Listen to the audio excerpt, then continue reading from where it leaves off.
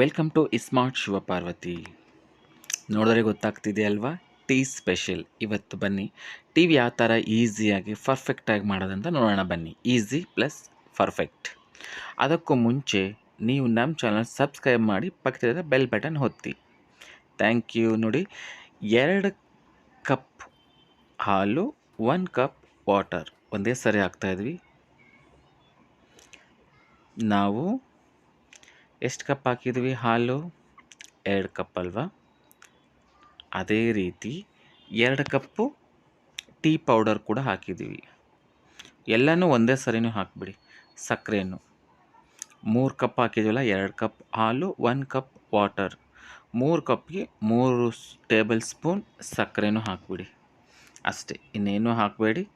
Stop. ಚೆನ್ನಾಗಿ ಒಂದು 5 minutes medium ಫ್ಲೇಮಲ್ಲಿ ಅಥವಾ ಲೋ ಫ್ಲೇಮಲ್ಲಿ ಬಿಡಿ.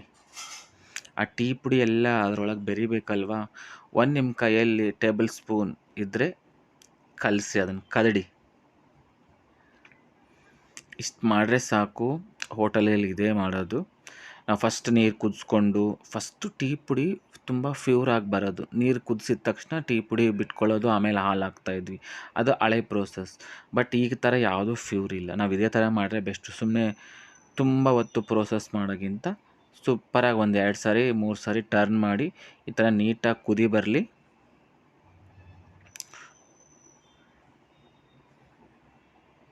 ನೋಡಿ, ಈ ಥರ ತುಂಬ ಕುದಿ ಬಂದು ಮೀಡಿಯಮ್ ಫ್ಲೇಮ್ ಇಟ್ಕೊಳ್ಳಿ ಮತ್ತು ಲೋ ಫ್ಲೇಮ್ ಇಟ್ಕೊಳ್ಳಿ. ನೋಡಿ, ಈ ಥರ ಈ ಕಲರ್ ಬಂದು ಮೇಲೆ ಒಂಥರ ಲೇಯರ್, ಕೆನೆ ಥರ ಲೇಯರ್ ಬಂದರೆ ಟೀ ಕಂಪ್ಲೀಟಾಗಿ ಆಗ್ತಿದೆ. ಸ್ಮೆಲ್ ಕೂಡ ಬರುತ್ತೆ ನಿಮಗೆ.